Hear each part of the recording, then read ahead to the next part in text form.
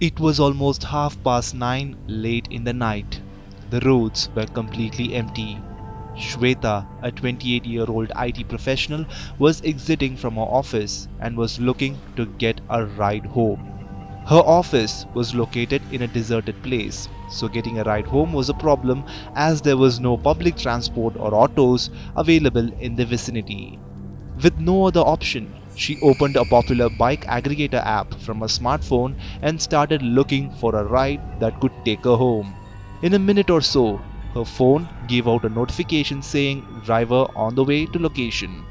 A couple of minutes later, a bike with a beaming headlight and a rider wearing a hoodie jacket and a helmet approached where Shweta was standing. After confirming with Shweta that she's the one who booked the ride, the rider made a request.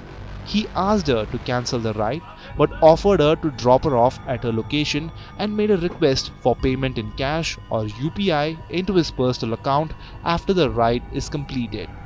Now, in normal circumstances, she usually denies such requests, but since there was no other options available, she had to give in.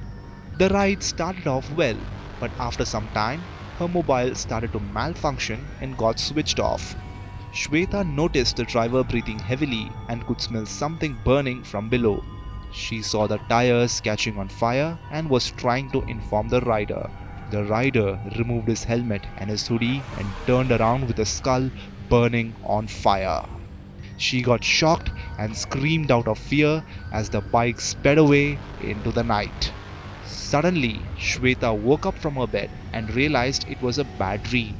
Later, as she waited for her ride to take her to her workplace for real, she wondered as to why riders make this weird request of cancelling the ride and taking the offline route. Once her ride came, she hopped on and reluctantly asked the driver why riders ask customers to cancel the ride after reaching the pickup location. To which the driver responded that the amount charged for the ride does not go fully to the rider as some part of it goes as commission. For example, he says, if the ride costs 62 rupees, then 52 rupees goes to the rider and the balance 10 rupees goes to the app as commission. Now this amount could be small. However, if a ride is priced at 100 rupees, then only 85 rupees is taken by the rider and 15 goes as commission. Therefore, the rider does not get the pleasure of getting the entire 100 rupees. Shweta further asks whether the company does not know about this. He said they do and they downgrade the ratings of such riders. He also adds that about 60% of the riders do this. She asked what will happen to the company if this goes on. He responds by saying that the company would shut down altogether. But this is not the only reason why biker apps could shut down.